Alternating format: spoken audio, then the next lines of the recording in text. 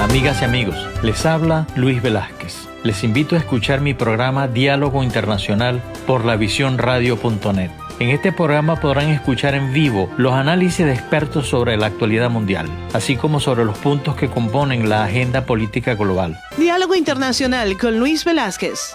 Lunes y viernes, 2 de la tarde, hora del este, por lavisiónradio.net. Información que va contigo.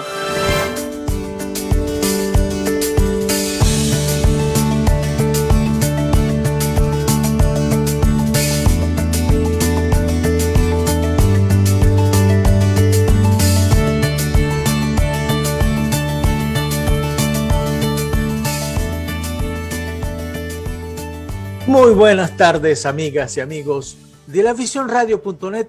Les habla Luis Velázquez. Encantado de estar con ustedes en Diálogo Internacional. En los controles, como siempre, mi querida amiga Alexa. En la tarde de hoy conversaremos sobre la guerra en Europa del Este, más exactamente la invasión que recientemente Rusia ha hecho en Ucrania. Para ello contamos con dos amigos de La Visión Radio, contamos con dos analistas, analistas internacionales de primera línea. Ellos son el doctor Osvaldo Gatiello, que siempre está con nosotros, y el general Alfredo Carneiro. Muy buenas tardes, mis queridos amigos. ¿Cómo han estado ustedes? Buenas tardes, Luis. Buenas tardes, Alfredo. Hola, Alexia. Buenas tardes, Luis. Gracias por tu amable invitación. Buenas tardes, Osvaldo. Encantado, un honor compartir pantalla contigo. Un abrazo a la querida Alexia y, por supuesto, a la audiencia, que son los que son nuestra razón de ser. Así es, así es. Realmente, como le decía Alexia al principio, hay tantas noticias que uno de repente no sabe hacer, pero no sabe qué hacer. Pero, sin embargo, cuando uno se pone a leer un poco de historia reciente, cuando uno se pone a ver todo lo que ha sucedido desde el 2014 en adelante, vemos que en el fondo hay una línea trayectoria de política que ha venido siguiendo Rusia. Los rusos y en general los eslavos son así, tiempo al tiempo, y van cultivando. Me imagino que ellos de alguna manera tenían todo eso proyectado, pero a mí me preocupa también que así como ellos proyectaron lo que podía suceder y que es lo que está sucediendo hoy, también me imagino que deben haber tomado medidas de tipo económica interna en Rusia para enfrentar lo que viene. Pero en todo caso, yo quisiera, aprovechando la presencia de ustedes dos, que me dijeran en dónde estamos y por qué estamos aquí. Y voy a comenzar por Osvaldo Gatiello. Muy bien, muchas gracias por esta oportunidad. De las referencias que estaban haciendo ustedes a las noticias, me hace acordar a un comentario acerca de la literatura de Víctor Hugo, que es torrencial, que no lo deja a uno respirar. Y sin embargo hay poco nuevo en todo esto. Ya vivimos una situación parecida hace unos años con la invasión anterior a Ucrania por parte de Putin, y además no parece haber cambiado ni la actitud, ni los argumentos, ni el conjunto de intereses que promueven. Lo que llama la atención es que Putin ahora ya está en un estado, a pesar de toda esta locura de la guerra, que es difícil calificar porque hay tanta confusión de mensajes, que no representa ni la derecha ni la izquierda, sino el centro de este movimiento, que está conformado por muchas figuras importantes del establishment ruso. Lo que quiero decir con esto es que la política de la identidad se ha hecho carne en Rusia como en tantos otros lugares del mundo, notablemente en Estados Unidos en los últimos años. Y Putin, es muy peligroso vilificar la figura de Putin en este momento en que lo necesitamos como contraparte en las próximas negociaciones. Como dijo el presidente de Ucrania, tarde o temprano el diálogo tendrá que llegar con con Rusia. Alfredo. Yo voy a hacer una acotación, ¿no? No es desde 2014 o un poquito más atrás. En realidad todo este lío, los polvos que siembran estos lodos, los sembró en 1991 el presidente Clinton, cuando aupó una política para ir copando todos los espacios fronterizos en aquella época Rusia, de la Federación Rusa, pero que anteriormente habían sido de la Unión Soviética. El desarrollo es más largo. Yo había notado por aquí, como son pocos minutos, había notado por aquí unas cuantas cosas, pero quería resaltar básicamente el tema de la racionalidad política. Como ustedes bien saben, cuando hablamos de racionalidad, es que tus acciones deben estar alineadas con tu objetivo. Y resulta que el señor Putin pues, ha tomado una acción que yo creo que era el único, él era el único que sabía que lo iba a hacer, porque en general la mayor parte de los analistas que ven este asunto estábamos convencidos de que Rusia no iba a invadir Ucrania, porque los objetivos que había marcado el señor Putin no estaban alineados con una invasión. ¿Qué ha logrado ahora el señor Putin con esta invasión? Bueno, anoté unas cuantas cosas aquí. En primer lugar, y creo que una de las cosas más importantes, en 1990, y esto lo viví yo en carne propia, siendo un oficial en la Escuela de Estado Mayor en España, la OTAN se quedó sin empleo y empezaron a buscar hacia dónde iban a ir, cuál era la amenaza que iban a atender, cuál era la razón que justificaba que esa alianza existiera. Y pasados los años y luego de muchos vaivenes y la pérdida de importancia en la OTAN dentro de la arquitectura europea, viene el señor Putin y le da una patada a la mesa y tumba todo el ajedrez. Y lo único que ha hecho es darle un propósito a la OTAN.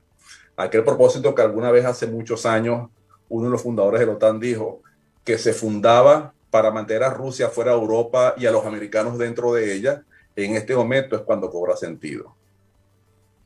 En segundo lugar, algo que el señor Putin ha estado haciendo durante todo este tiempo es tratando de evidenciar la falta de unidad, la inoperancia en realidad política de la Unión Europea.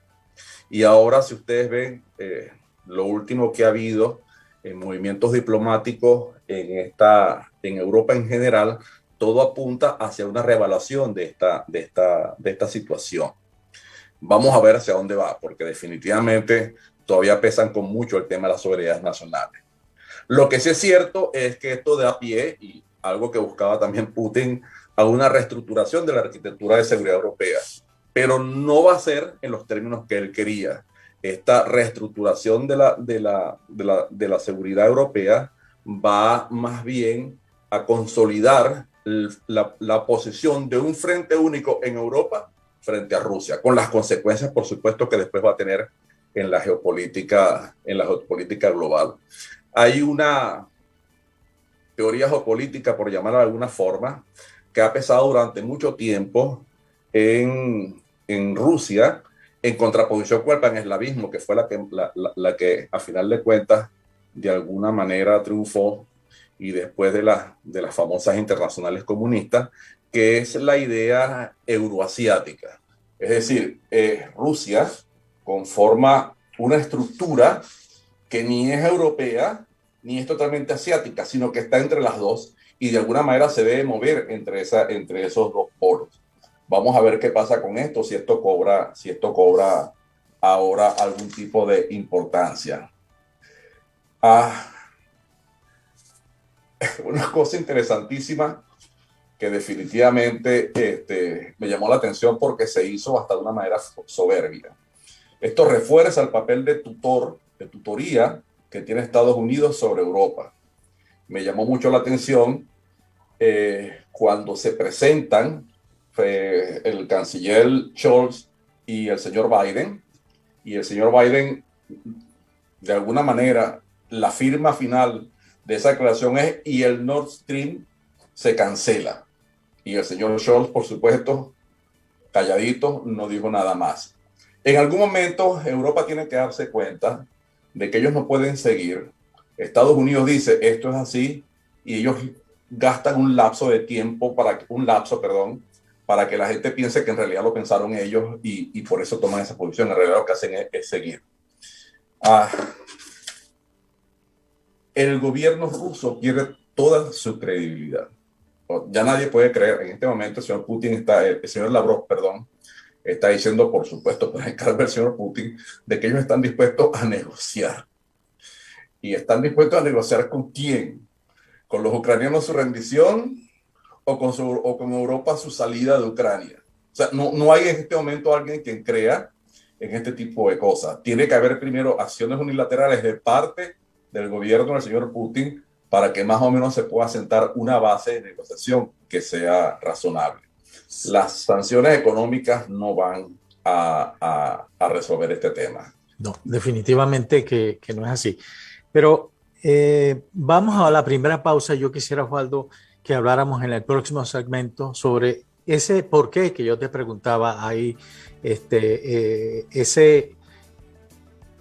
Yo creo que el costo de invadir a un país como Ucrania es mucho más grande de lo que este señor Putin pensaba. Habían otras vías, me da la impresión, pero sobre todo de su discurso lo que se está viendo es que él quiere no perderse lo que se da a llamar el nuevo orden mundial. ¿Puedo pedirles algo también para que comenten en la siguiente? Sobre lo de las sanciones. Dicen que ahorita no le está afectando nada a Rusia porque está utilizando más bien criptomonedas. Eso es interesante, ¿sí? Porque yo tengo la tesis de que Rusia se preparó para esto. Tuvo tiempo.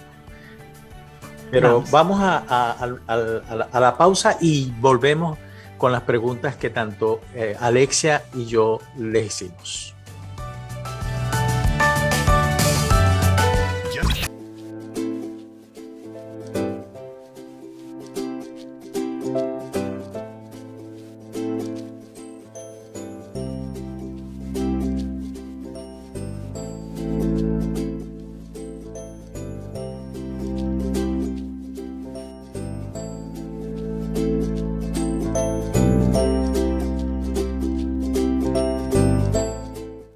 Las tardes con una buena compañía son mejores y con ella te encantarán. De lunes a viernes, Alexia te acompaña para hacer que tu jornada vespertina sea más entretenida y te mantengas informado. Buenas tardes tenga usted. Buenas tardes tenga usted. Con Alexia Ríos Hayashi. De lunes a viernes, desde las 12 del mediodía este, 9 de la mañana oeste. Por lavisionradio.net. Información que va contigo. Hola, ¿alguna vez pensaste ser un héroe que salva vidas? No tienes que ir a la guerra para eso. Ahora, con la donación de órganos y tejidos, podemos salvar miles de vidas cada año. Solo necesitamos un poco de generosidad y sentido común. En Georgia hay muchos hispanos esperando por un órgano y una oportunidad de vida. Tú puedes ser su héroe. Inscríbete ahora. Habla con tu familia. Di sí a las donaciones.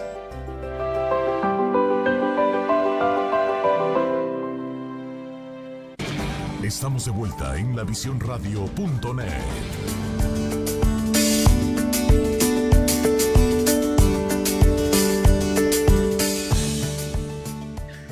Estamos de regreso en Diálogo Internacional.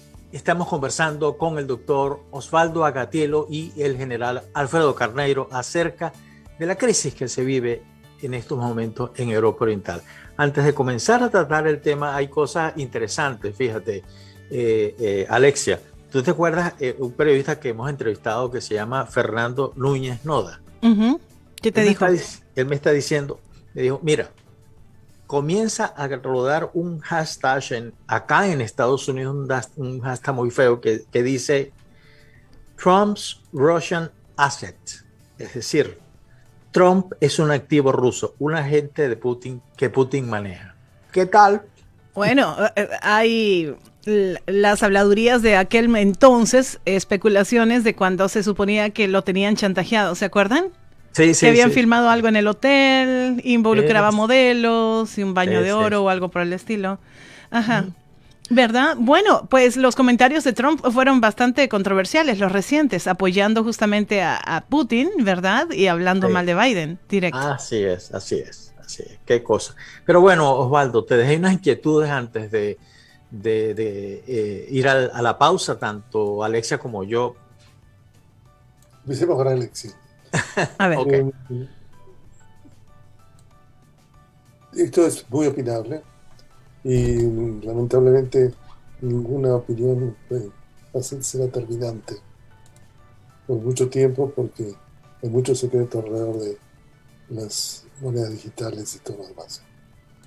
Pero todo lo contrario parece ser cierto, que tanto la China como Rusia ven a estas monedas como un instrumento de penetración de la inteligencia de Estados Unidos. Pero, repito, no es una opinión terminante. Podría ser, habría que ver.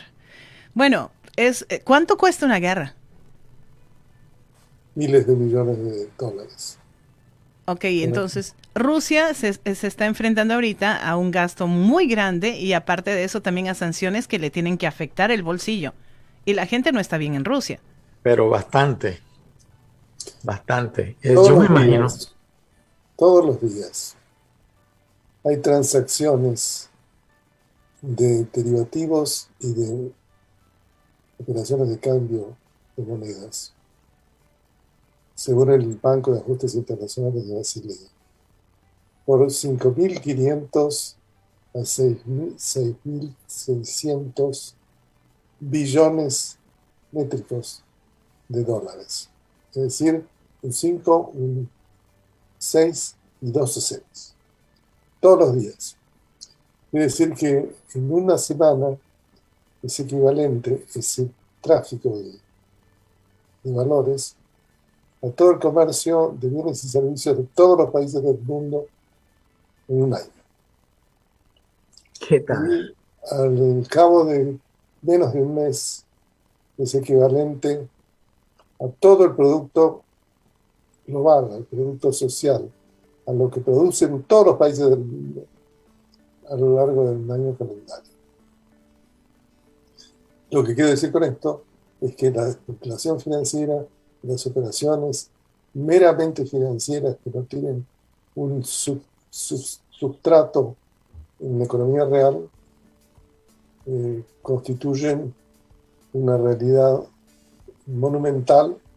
Sobra plata para todo, incluso para hacer guerras y para defender a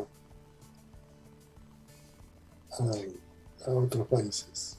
Es decir, esta guerra, y me perdona que te interrumpa, a mí me da la impresión de que pone en juicio conceptos con los que hemos vivido históricamente, como por ejemplo, una cosa que hoy día es como utópica, es ética, por ejemplo. Y lo estoy diciendo porque ayer en la reunión que hubo en la Unión Europea, analizando las medidas adicionales que se van a tomar, 4 países se opusieron a que se bloqueara el SWIFT, porque de ahí dependaban las negociaciones y el flujo de dinero de Rusia hacia esos países. Específicamente hablando, está hablando de Austria, está hablando de Italia, está hablando de Francia y no me acuerdo cuál otro país en todo caso.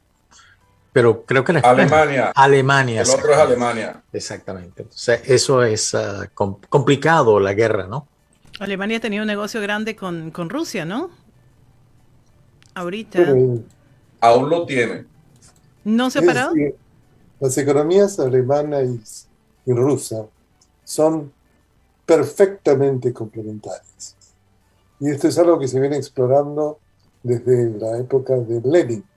Hubo un tratado de Rapallo, después del Tratado de Versalles, que trató de encontrarle la vuelta para eliminar las reparaciones alemanas y asegurar la provisión de materia prima rusa, soviética, a los alemanes que se tenían que reconstituir de haber perdido la Primera Guerra Mundial. Todo eso terminó muy mal. Lenin se enfermó y el ministro de Relaciones Exteriores alemán, Walter Rathenau, fue asesinado en la calle. cosa que era bastante común en esos años, en los años 30. Estamos dando por sentado que Ucrania, Estados Unidos y el oeste no se ha preparado para nada en todo este tiempo. Damos por sentado que el éxito de la operación militar rusa en Ucrania es seguro y permanente y no va a encontrar resistencia de largo plazo, que no va a haber guerra de guerrillas, que no va a haber la infiltración de terceros países, que los chinos no están interviniendo. Y me parece que es un poco ingenuo ese enfoque. Es evidente que hay muchas cosas que están pasando y que hay canales de negociación permanentes entre diferentes partes. Y se da también, no sé cuánto tiempo queda, la discusión de que esto es Múnich 1939 y que estamos entregando a un nuevo Hitler la paz de Europa. Realmente yo creo que no estamos en esta situación porque pensamos en... Es importante analizar qué pasó en esa reunión de Múnich, porque los participantes eran hombres que tenían mucho conocimiento de las técnicas de gobierno y las técnicas de finanzas públicas. Lord Chamberlain, el primer ministro británico, era un hombre que había sido alcalde de Birmingham, el hijo de un gran político conservador, que era un experto en políticas públicas para movilizar recursos, y que fue a Múnich ofreciéndole una valija de dinero a Hitler. Y Hitler no quería dinero, quería respeto. Y yo creo que en ese sentido se parece mucho más el diálogo de sordos que hay entre Oriente, entre Rusia y los países de la OTAN, que otra cosa. Me parece que no terminamos de entender que el colapso de la Unión Soviética y la forma en que Gorbachev dejó caer la Unión Soviética es algo que no está totalmente digerido, ni siquiera por la población rusa, no solamente por las élites. Yo le escuché decir a Helmut Schmidt en su momento, hace unos cuantos años, que lo que estaba pasando en Kosovo y en la ex Yugoslavia era una manifestación de la caída del imperio austrohúngaro en la Primera Guerra Mundial. Estamos hablando de 80 años después. Y decía Helmut Schmidt, ex canciller de Alemania, piensen ustedes cuánto tiempo queda para vivir todas las consecuencias de la caída del imperio soviético. Así que estaban viviendo los estertores de la Unión Soviética, no la creación de un nuevo experimentos de ese tipo. Sí. Alfredo, nos quedan 2 minutos y después continúa, pero hay un oyente, Augusto Bonilla, que pregunta, además de enviarle los saludos, dice, ¿cuáles son las repercusiones para América Latina de todo esto? En primer lugar. Y en segundo lugar, ¿cuál es el punto de quiebre de todo esto? Porque yo creo que ni Estados Unidos ni la OTAN están en su momento, ni lo van a estar de entrar en una negociación para frenar todo esto, y Rusia creo que tampoco.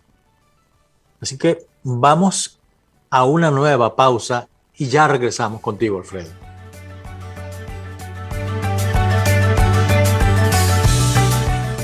Estamos de regreso en Diálogo Internacional. Estamos conversando con el doctor Osvaldo Gatiello y el general Alfredo Carneiro acerca de la crisis de Europa Oriental. Hay una cosa que leí de una historiadora y periodista a quien yo admiro profundamente, que es la señora Anne Applebaum.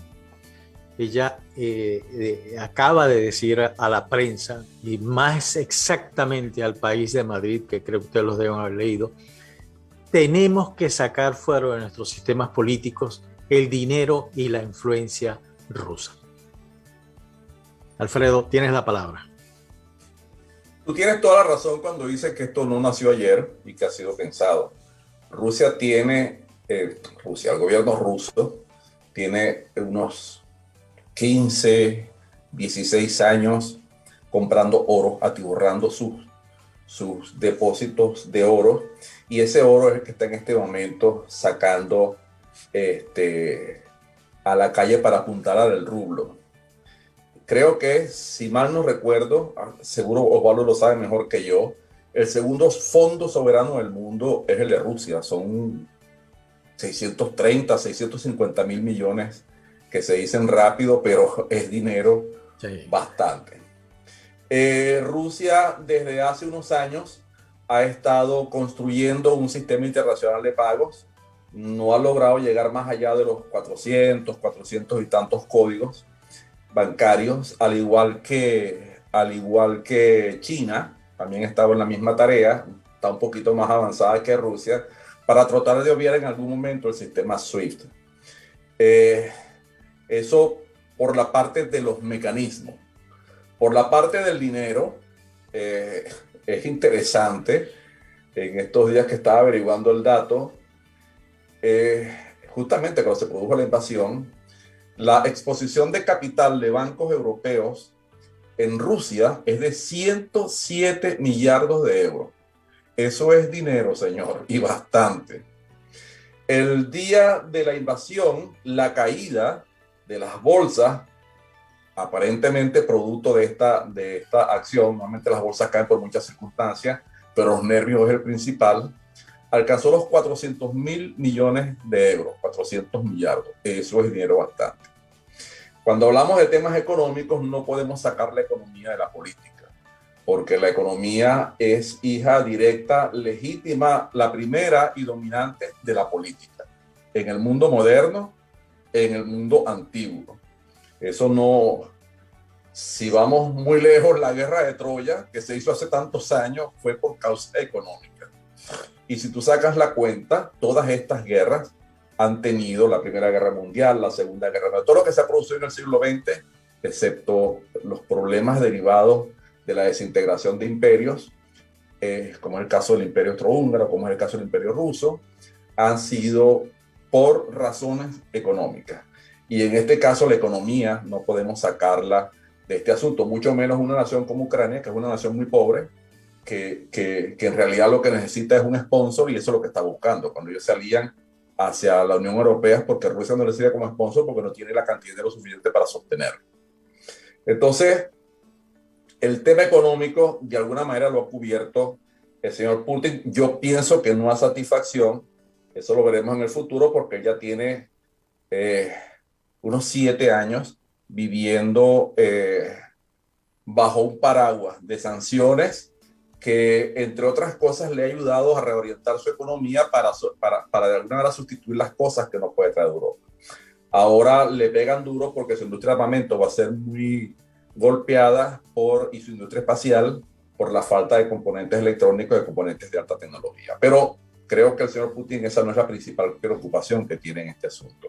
Con respecto a lo que preguntaba Alexia, yo no soy experto en criptomonedas, la verdad, pero creo que no existe un sistema de pagos adecuado basado en alguna de estas cosas. Se ha intentado hacer, pero recordemos que los circuitos económicos los dominan son los bancos centrales, y los bancos centrales no van a dejar que se les escape de las manos el control de los flujos financieros, mucho menos en esta época donde la especulación financiera es el principal generador de riqueza en el mundo. A ver, tenía varias cosas aquí sobre geopolítica. Por ejemplo, el caso de Finlandia y Suecia, que se estarán pensando. Hace poco escuché a la señora Sanna Marin, la primer ministro de Finlandia, decir que, bueno, Finlandia no pertenecía a la OTAN, aunque sí pertenecía a la Unión Europea, y en este momento, así mismo lo dijo, en este momento, pues no hay una proposición de ley en este sentido. Y esperaba, por supuesto, que cuando se hiciera, era el pueblo finlandés lo que iba a decir. Rusia se convierte en una amenaza. A partir de este momento, Rusia es más percibida como una amenaza y me imagino que Finlandia y Suecia estarán de alguna manera reevaluando su posición. Distrae a Estados Unidos de su verdadero enemigo, que es China. China definitivamente es el principal antagonista de los Estados Unidos, declarado y sugerido por sus acciones. Y en este sentido, lo que conocemos sobre América Latina no tiene ningún juego en esta situación, a mi modo de ver, porque América Latina juega en el escenario donde China está en este momento compitiendo con Estados Unidos. La mayor parte de la orientación de inversiones de China de desarrollo están orientadas hacia África y hacia América Latina, tratando de captar estos estados a su influencia. Y recordemos que a China le sobra el dinero para hacer este tipo de cosas y le sobra la voluntad para ir adelante con esta captación de naciones amigas. Lo que pasa en este caso es que China queda medio desequilibrada. China ha manifestado el apoyo al señor Putin, pero al convertirse el señor Putin en el lobo feroz de este cuento, pues vamos a ver hasta dónde puede llegar ese apoyo. Si hay una guerra abierta entre la OTAN, que no lo creo, por supuesto, estoy hablando de extremos. Si hay una guerra abierta entre la OTAN y Rusia, olvídense que el amigo Xi Jinping se va a ir cantando Patria Mía para Taiwán, y eso va a complicar bastante la situación. Pero estos son extremos que uno, digamos, piensa que pueden ser posibles, pero que definitivamente espero yo que prive el buen sentido, que no ha privado en esta situación. En el caso del señor Putin, yo creo que ha cometido un error gravísimo, totalmente fuera de su estrategia geopolítica y totalmente fuera de las necesidades geopolíticas de Rusia. Sí. Osvaldo. Las necesidades de largo plazo. Fíjate Sí. tú la importancia que tiene lo que dice Alfredo, que en la guerra de los troyanos parece que eran hititas, un imperio monumental que existió en Turquía y del que han desaparecido todos los vestigios históricos y han sido recuperados lenta y trabajosamente por estudiosos de manera bastante reciente. No solamente las crisis económicas y las luchas por esferas de influencia causan crisis y destrucción, sino que pueden borrar a un pueblo entero de la historia, de los registros de la historia. Lo cierto es que esto puede tener resultados muy convenientes para el orden del mundo. Pero lo que pasa es que estamos viviendo el momento de toda la hojarasca. Hay que ser respetuoso del sufrimiento ajeno, hay que ser respetuoso de lo que está pasando, porque hay muertos y va a haber todavía más muertos. Pero va a haber muertos rusos también. Y puede haber muchos muertos rusos. Y ese escenario, que nadie lo está planteando, puede resultar en algo muy grave para la estructura de poder en Moscú. Hay frentes internos, y esto no es Stalin en 1944. Hay fatiga de Putin en Rusia, aparentemente. De todas maneras, como decía Alfredo también, el gran beneficiario de todo este desorden es China, que está enfocada en la zona de mayor actividad económica del mundo, que no tiene nada que ver con Europa, con Norteamérica, sino con el Asia-Pacífico. Una zona en la que hay protagonistas también en el continente americano,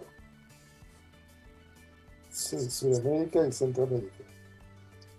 Es por ese lado que pueden venir consecuencias para la situación socioeconómica de nuestros países. Una enorme reactivación económica del mundo centrada en el comercio y las inversiones en el Asia-Pacífico, la zona de mayor crecimiento económico del mundo. Osvaldo, te quería preguntar, porque he leído ya muchos analistas políticos que hablan de una respuesta débil de parte de Occidente, fundamentalmente de Estados Unidos. A mí particularmente no me parece esto que se ha hecho va a destruir la economía rusa y eso significa muchísimo. Pero ¿se puede afirmar o no se puede afirmar eso? ¿Qué espera la gente? ¿Un bombardeo a la sede de gobierno de Rusia? Es decir, nada de eso pues, puede suceder. No lo creo. Yo creo que todo se va a dirimir en Ucrania. Y creo que esto está estudiado, suficientemente estudiado. Pero bueno, es muy difícil pronosticar el futuro, como decía Niels Bohr, el científico nuclear. Siempre hay que predecir el pasado. Es más seguro. Sí, es la historia.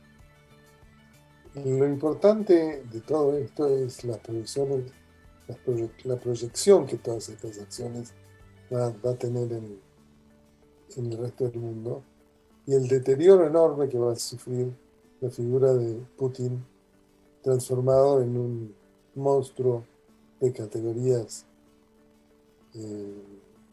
míticas, porque en el proceso olvidamos que Rusia es la quinta o sexta economía del mundo. Una economía con bases en materias primas, en exportaciones primarias, pero aún así con un enorme potencial de crecimiento económico y en razón de su gran nivel de investigación científica.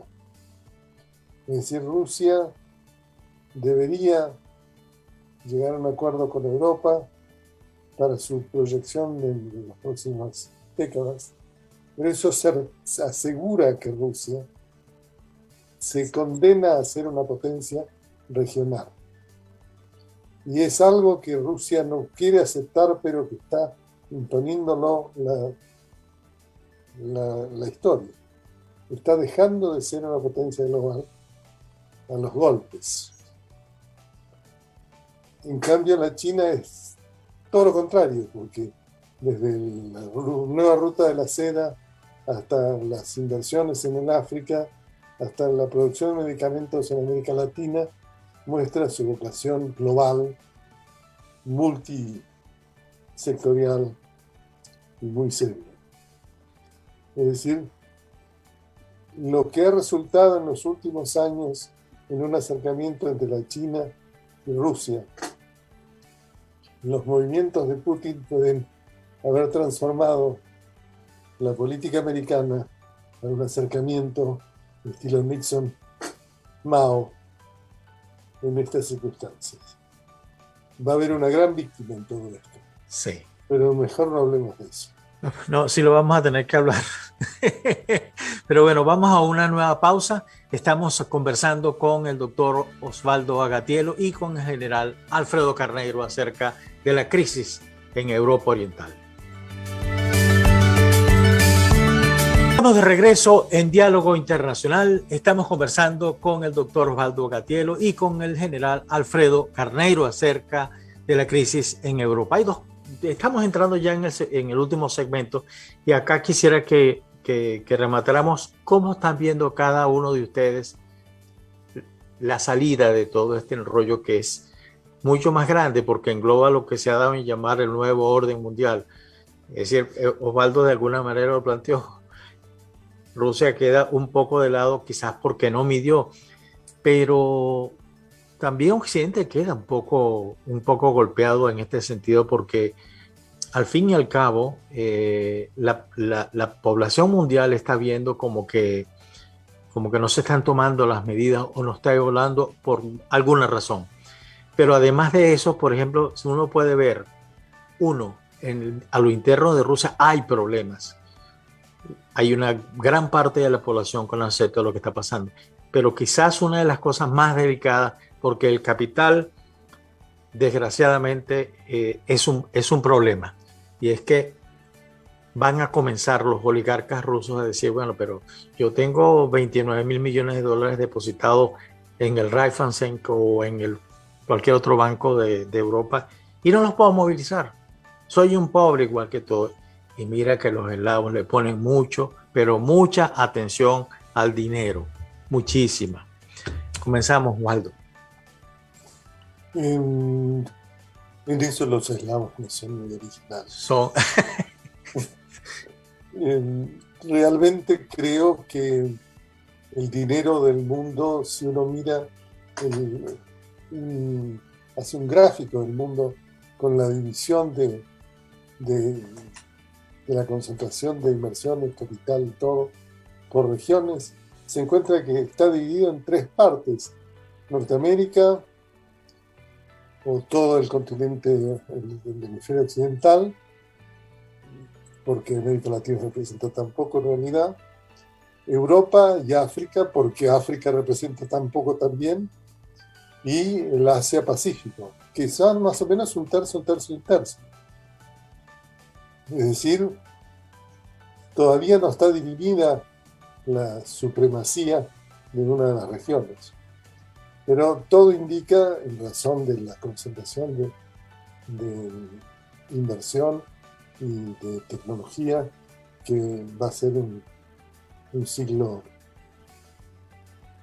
en que se va a eliminar el fenómeno que ocurrió hace 3 siglos. La reducción de las economías de la India y de la China, que tradicionalmente fueron las más importantes en todo el producto del mundo. La India ha pasado medio desapercibida en todo este proceso, pero está actuando de una manera muy directa y muy efectiva, según parece. De todas maneras, para acercarse a la China, Estados Unidos tiene que otorgar una joya deseada por la China. Y eso sería la independencia de Taiwán. Esto sería muy similar.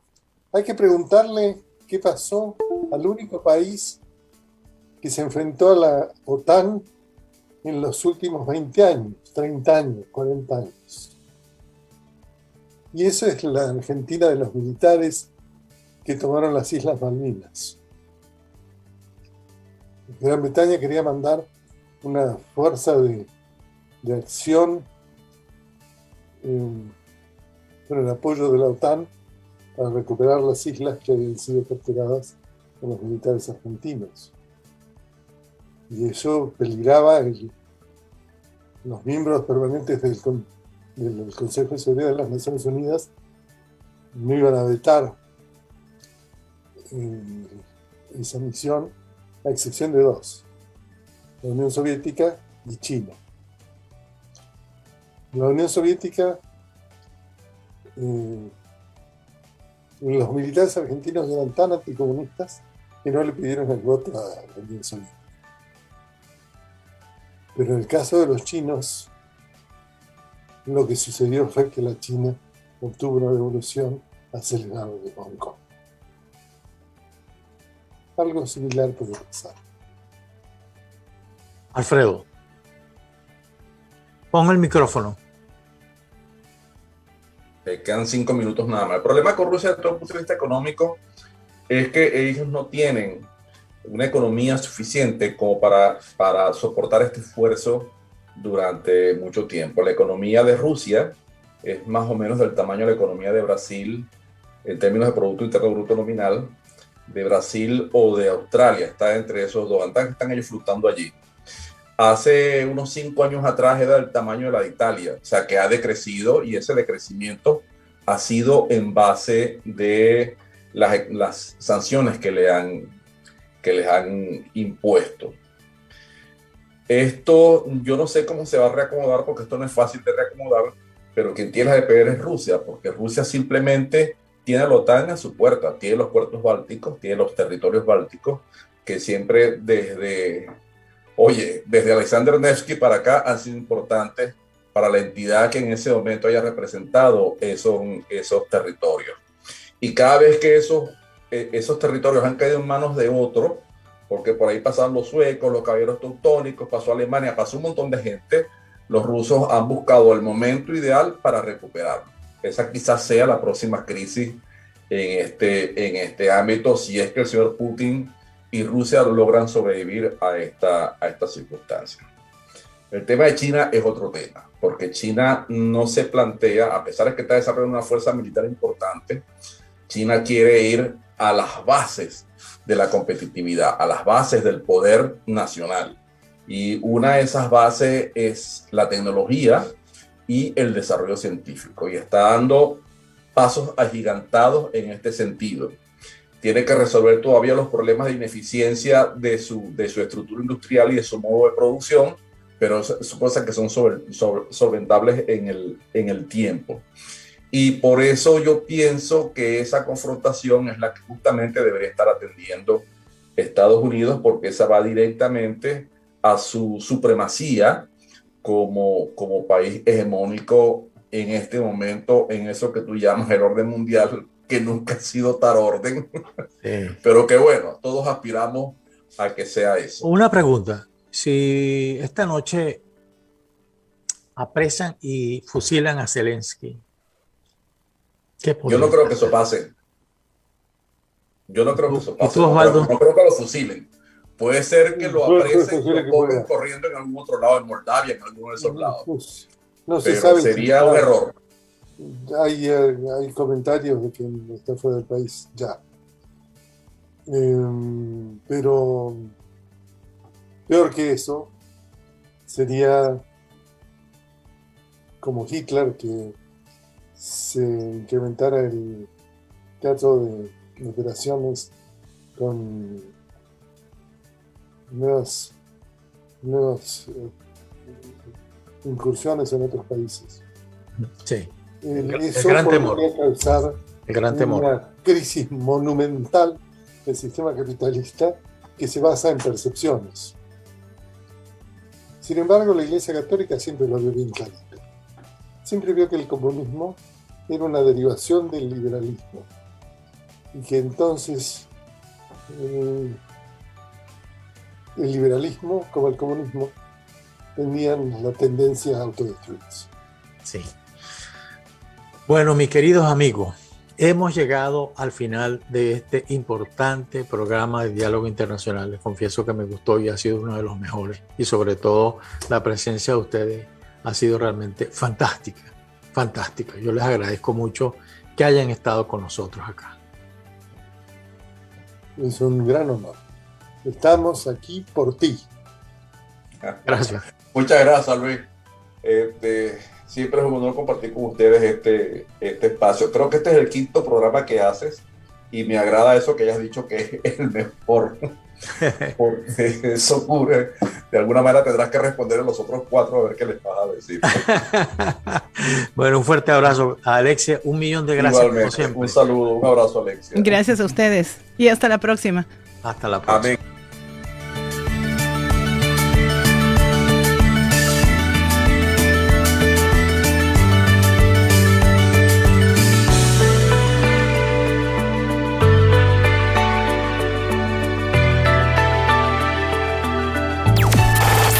Estás escuchando lavisiónradio.net. Transmite las 24